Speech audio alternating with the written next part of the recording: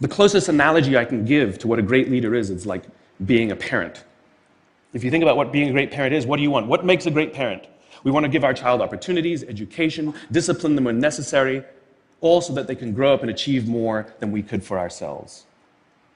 Great leaders want exactly the same thing. They want to provide their people opportunity, education, discipline when necessary, build their self-confidence, give them the opportunity to try and fail, all so that they could achieve more than we could ever imagine for ourselves.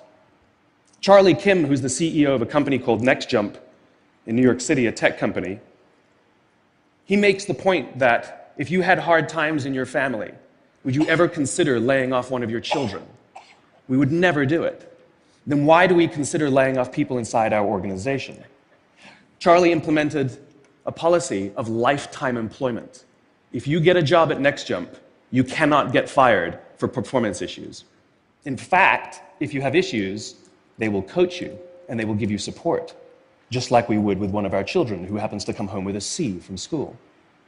It's the complete opposite. This is the reason so many people have such a visceral hatred, sort of anger at some of these banking CEOs with their disproportionate salaries and bonus structures. It's not the numbers. It's that they have violated the very definition of leadership. They have violated this deep-seated social contract. We know that they allowed their people to be sacrificed so that they could protect their own interests. Or worse, they sacrificed their people to protect their own interests. This is what so offends us, not the numbers.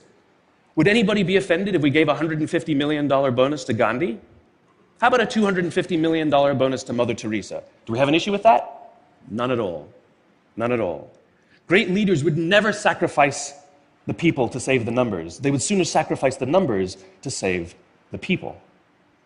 Bob Chapman, who runs a large manufacturing company in the Midwest called Barry-Wehmiller, in 2008, was hit very hard by the recession, and they lost 30% of their orders overnight.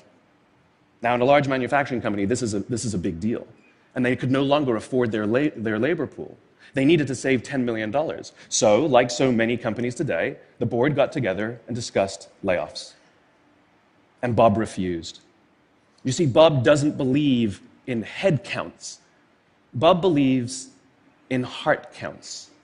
And it's much more difficult to simply reduce the heart count. And so they came up with a furlough program. Every employee from secretary to CEO was required to take 4 weeks of unpaid vacation. They could take it any time they wanted, and they did not have to take it consecutively. But it was how Bob announced the program that mattered so much.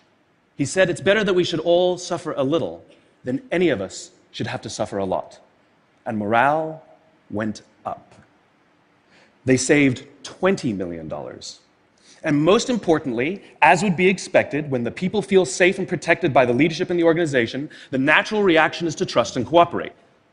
And quite spontaneously, nobody expected, people started trading with each other. Those who could afford it more would trade with those who could afford it less. People would take 5 weeks so that somebody else only had to take 3. Leadership is a choice. It is not a rank. I know many people at the senior-most levels of organizations who are absolutely not leaders. They are authorities, and we do what they say because they have authority over us, but we would not follow them. And I know many people who are at the bottoms of organizations who have no authority, and they are absolutely leaders. And this is because they have chosen to look after the person to the left of them, and they have chosen to look after the person to the right of them. This is what a leader is. I heard a story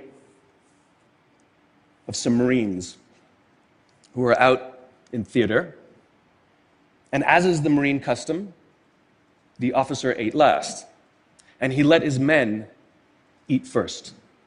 And when they were done, there was no food left for him. And when they went back out in the field, his men brought him some of their food so that he may eat. Because that's what happens. We call them leaders because they go first. We call them leaders because they take the risk before anybody else does.